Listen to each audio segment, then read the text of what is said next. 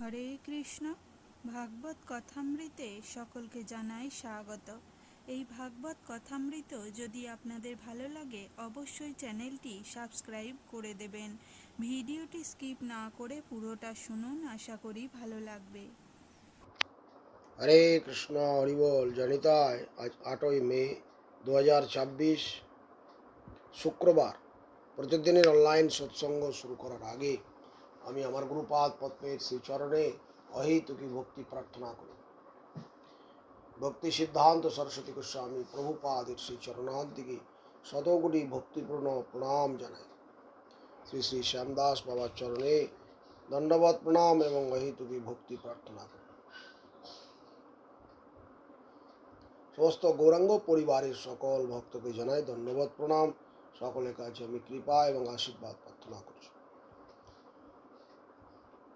তমাদিদেবং করুণানিদানং তমালবর্ণং সুরিতবতারং অপার সংসার সমুদ্র সেতুং ভজামহে ভাগবত স্বরূপম অজানুলম্বিত ভুজৌ কনকাবদাতৌ সংকীর্তনৈক পিতরৌ কমলায়তাক্ষৈ বিশ্বম্ভরৌ দ্বিজবরৌ যুগধর্মপালৌ বন্দে জগৎপ্রিয় করৌ করুণাবতারৌ নমামি গঙ্গে তব পাদ পঙ্কজম সুরাসুরৈ বন্দিত দিব্যরূপম মুক্তিম চ মুক্তিম চ দদাসি নিত্যম ভবানুরূপে সদা নরানম তেয়ং সদা পরিভবপ্নম অভীষ্টতহম তীর্থাস্পদম শিববিরিঞ্চিনুতম শরণ্যম প্রণতপালম ভবাব্দিপোতম বন্দে মহাপুরুষতে চরণারবিন্দম ভাগীশযস্য বদনে লক্ষ্মীর্যস্য চ বক্ষসে যস্যস্তে হৃদয় সংবিত্তাম নৃসিংহমহং ভজে গঙ্গাতরঙ্গরমণীয় জটা কলাপম গৌরী নিরন্তর বিভূষিত বামভাগম নারায়ণ প্রিয়মনঙ্গমদাপহারম বারাণসী পুরপতি ভজ বিশ্বনাথম শ্রীকৃষ্ণ চৈতন্য প্রভু নিত্যানন্দ শ্রী অদ্বৈত গদাধর শিবাসাদি গৌর ভক্ত বৃন্দ জয় রূপ সনাতন ভট্ট রঘুনাথ শ্রীজীব গোপাল ভট্ট দাস রঘুনাথ নারায়ণং নমস্কৃত্যং নরং চৈব নরোত্তমং দেবীং সরস্বতীং ব্যাসং ততো জয়মুদীরয়েৎ। ওম হরে কৃষ্ণ কৃষ্ণ কৃষ্ণ হরে হরে হরে রাম রাম রাম হরে হরে। গৌরী গোষ্ঠীপতি ভক্তি সিদ্ধান্ত সরস্বতী ঠাকুর প্রভুপাদ পরমহংস জগৎগুরু আমাদের জানিয়েছেন, আমরা আজকে ভক্তি মার্গ কি, 1 নম্বর প্রশ্ন প্রভুপাদ আমরা আলোচনা করব প্রভুপাদের থেকে। ভক্তি মার্গ কি? 2 নম্বর প্রশ্ন হচ্ছে কে আনুগত্য করতে পারে না? 3 নম্বর প্রশ্ন হচ্ছে গুরু বৈষ্ণব কি আমাদের সকল কার্যই অনুমোদন করেন? এই 3টি প্রশ্ন আমরা আলোচনা করব। প্রথম প্রশ্ন হচ্ছে ভক্তি মার্গ কি? প্রভুপাদ বলছেন, যে পথে কৃষ্ণ সেবার কথা নাই, যে পথে কৃষ্ণ সেবার কোনো কথা নাই, ভগবানের সেবার কোনো কথা নাই। যে কোনো সেবা হতে পারে, সেটা যে কোনো সেবা, সেটা কোনো কৃষ্ণের কোনো রকম কোনো কিছু নেই, সেটা কখনো ভক্তি মার্গ হতে পারে না, সেটা অভক্তি মার্গ। কৃষ্ণের শুদ্ধ সেবায় কৃষ্ণ সুখানুসন্ধান। সেই যে সেবাটা আমি করলাম, সেই সেবাটা আমার সুখ হলো না ভগবানের সুখ হলো, গুরু বৈষ্ণবের সুখ হলো না আমার সুখ হলো, এটা বিচার করে দেখতে হয় বৈষ্ণবকে। যিনি ভক্ত তাকে এই বিচারগুলো অন্তরে আনতে হবে, যে আমি যে সেবাটা করলাম সেই সেবায় আমি তো আনন্দে থাকবই, কিন্তু সেই আনন্দটা আমাকে করতে হবে গুরু বৈষ্ণব ভগবানেতে। তাহলে তার থেকে উত্থিত যে আনন্দ, সে তো আমি আনন্দ পাবই, সেটা তো আলাদা কথা। কিন্তু আমার সুখের জন্য যে সেবাটা করব এরকম নয়। আমি ভগবান গুরু বৈষ্ণব সুখের জন্য যে সেবাটা, সেটা হচ্ছে ভক্তি, সেটা হচ্ছে শুদ্ধ কৃষ্ণ ভক্তি। এটাকে ভগবান বলছেন ভক্তি মার্গ। এটা হচ্ছে ভক্তি মার্গ। ভক্তি মার্গে কৃষ্ণের সুখ আছে, কিন্তু অভক্তি মার্গে কৃষ্ণ সুখের কোনো কথা নাই। সেখানে কি আছে? আত্মেন্দ্রিয় তর্পণ, নিজের ইন্দ্রিয়ের তর্পণ, সেটা নিজের সুখ। কিন্তু এখানে কোনো ভগবানের কৃষ্ণের সুখ নেই। আমি নিজেন্দ্রিয় তর্পণ করলে কি হবে? আপাত সুখ, পরে অন্তিমে দুঃখ ভোগ করতে হবে। কিন্তু আমি যদি ভগবানের সুখ করি, চিন্তা করি, আমাকে আর কোনোদিন দুঃখ ভোগ করতে হবে না, সবসময় আমি আনন্দে থাকব। এটাই বলছেন প্রভুপাদ। যে ভক্তিমার্গ অভক্তিমার্গ জিনিসটা বোঝা দরকার। ভক্তিমার্গ ভগবানের সুখ, অভক্তিমার্গ নিজের সুখ। 2 নম্বর প্রশ্ন হচ্ছে, কে আনুগত্য করতে পারে না? প্রভুপাদ উত্তরে বলছেন, অদক্ষজ বস্তু কৃষ্ণের সেবা ব্যতীত জীবের মঙ্গল লাভের কোনো পথ নাই।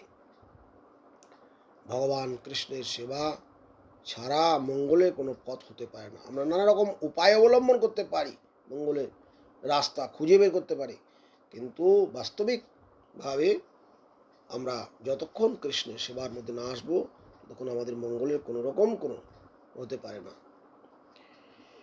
সেই যে পরম সেব্য বস্তু সেবা, ভগবানের সেবা, আর আমার গুরুপাদ পদ্মের ব্যতীত সেই সেবা কেউ করতে পারে না। তা আমি তো ডাইরেক্ট ভগবানের সেবা করতে পারি না, সেই যোগ্যতা আমার নেই, সেই ক্ষমতা নেই, সেই বল নেই, সেই ভরসা নেই। কিন্তু আমি গুরুর সেবা করতে পারি, গুরুকে চোখে দেখতে পাই, কিন্তু আমি তো ভগবানকে দেখতে পাই না। তাই বলছেন যে গুরুই ভগবানের সেবা করতে পারে। আমি গুরুর মাধ্যম দিয়ে, আমার সেবাটা ডাইরেক্ট গুরুদেব ভগবানের কাছেই যাবে না। গুরু যদি আমার কথা শুনে সেই কথাটা ভগবানকে বলেন, তখন ভগবান শুনবেন। এই উপলব্ধি অভাব যেখানে, সেখানে আনুগত্য থাকতে পারে না, আত্মসমর্পণ সুষ্ঠুভাবে হয় না। আমরা ভগবানের চরণে শরণাপন্ন হতে যাই, কিন্তু বাস্তবিকভাবে সেটা কখনোই সম্ভব হয় না। 3 নম্বর প্রশ্ন হচ্ছে, গুরু বৈষ্ণব কি আমাদের সকল কার্য অনুমোদন করেন?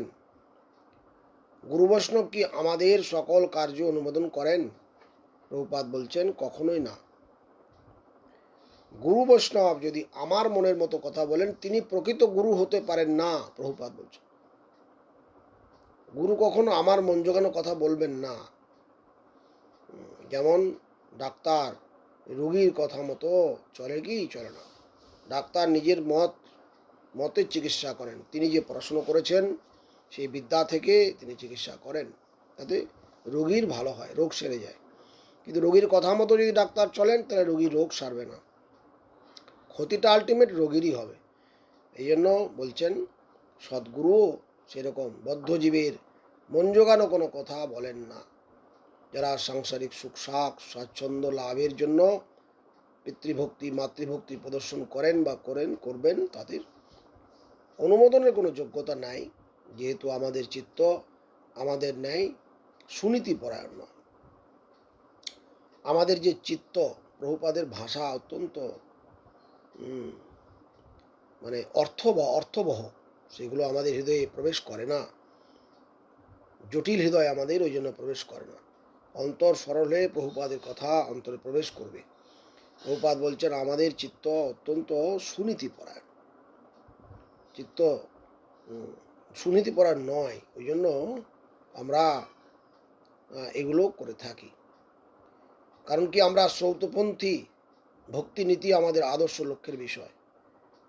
তাই আমরা বৈষ্ণব সেবায় উদাসীন উন্নতিকে দৃষ্টি দিতে পারি না, অপরের পরামর্শ গ্রহণ করতে পারি না। অপরে কি কি বলল, কোনটা ঠিক কোনটা ভুল, এটা আমরা গ্রহণ করতে পারি না।